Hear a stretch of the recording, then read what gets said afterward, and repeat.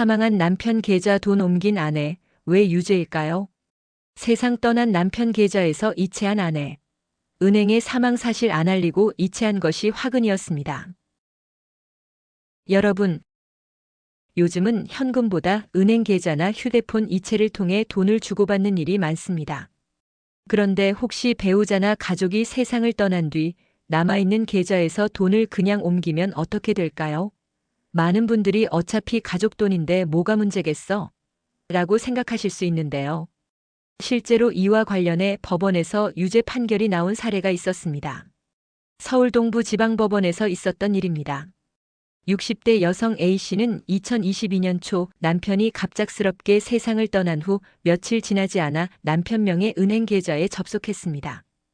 휴대폰 텔레뱅킹으로 비밀번호를 입력해 약 1,500여만 원을 자신의 계좌로 이체했는데요. A씨는 그 돈을 개인적인 소비에 쓰지 않았습니다. 남편이 운영하던 가게 직원들 월급, 관리비, 빚 갚는데 또 제사 비용 등으로 사용했다고 합니다. A씨는 재판에서 억울하다고 주장했습니다.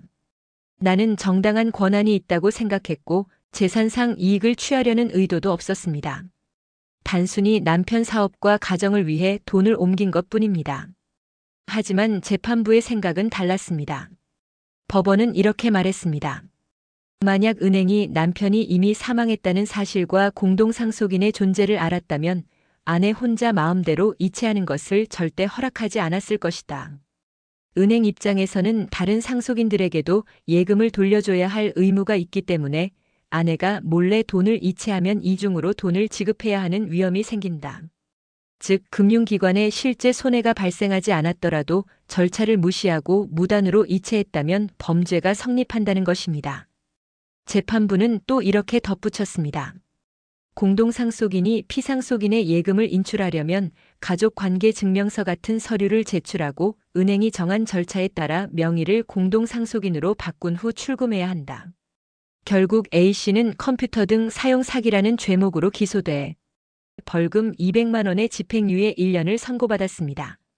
다만 재판부는 사정을 참작했습니다.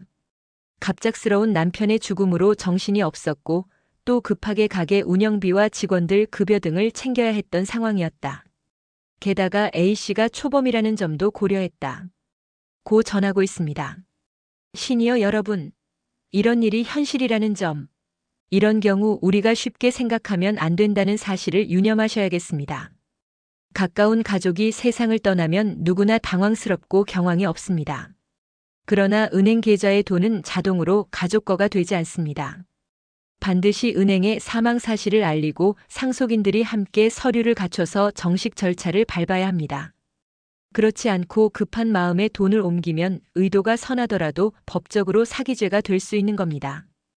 이 사례는 우리 시니어 세대가 특히 기억해야 할 중요한 교훈을 주고 있습니다. 혹시라도 주변에 비슷한 상황이 생긴다면 반드시 은행이나 법률 전문가에게 문의해서 절차대로 처리하시길 권해드립니다.